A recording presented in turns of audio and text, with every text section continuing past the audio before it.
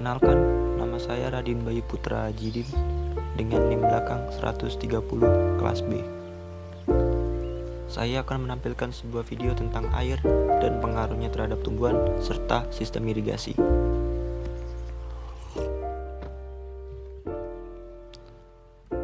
Air memiliki peran penting dalam kehidupan setiap makhluk hidup yang ada di bumi.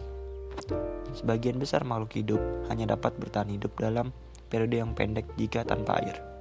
Tidak hanya pada manusia, tanaman juga membutuhkan air.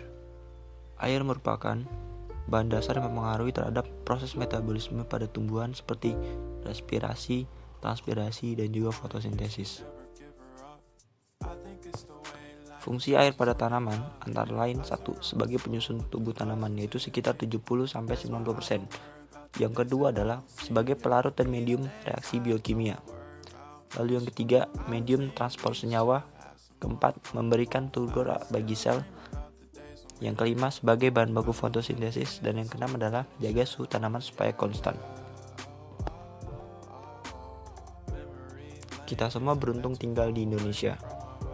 Dengan ketersediaan air yang sangat banyak di Indonesia, tanaman-tanaman di sini dapat tumbuh dengan subur. Berbeda dengan kondisi yang ada di Timur Tengah. Di sana, ketersediaan air sangat sedikit, sehingga tanaman-tanaman mereka tidak dapat tumbuh sesubur tanaman-tanaman di Indonesia.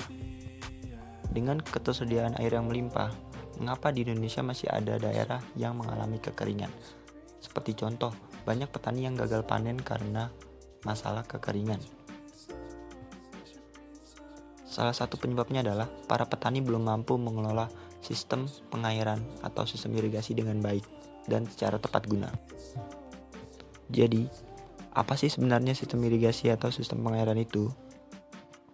Irigasi adalah suatu proses yang kompleks dalam pemberian air untuk memberikan kelembapan dalam tanah dalam rangka memenuhi kebutuhan air pada tanaman.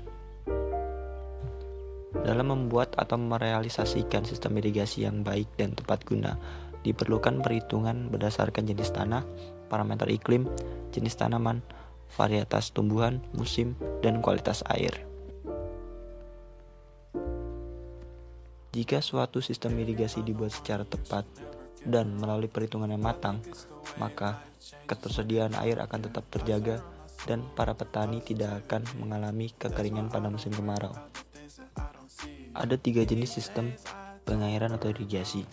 Yang pertama adalah sprinkler irrigation, yaitu metode pemberian air dengan menyiramnya langsung dari atas, seperti contoh pada air hujan. Sistem ini merupakan salah satu sistem pengairan yang cukup fleksibel, namun diperlukan biaya yang besar dalam pembangunannya. Sistem ini cocok untuk digunakan pada daerah yang tidak terlalu tinggi kecepatan anginnya. Yang kedua adalah drip irrigation, yaitu sistem pemberian air pada tempat yang diperlukan secara tetesan. Sistem irigasi ini cocok digunakan pada tanah yang tidak terlalu kering. Dan yang ketiga adalah surface irrigation, yaitu pemberian air dengan cara penggenangan atau dengan mengalirkannya. Sistem irigasi ini merupakan sistem irigasi yang paling banyak digunakan oleh para petani di dunia. Sistem ini cocok digunakan pada tanah yang bertekstur halus hingga sedang,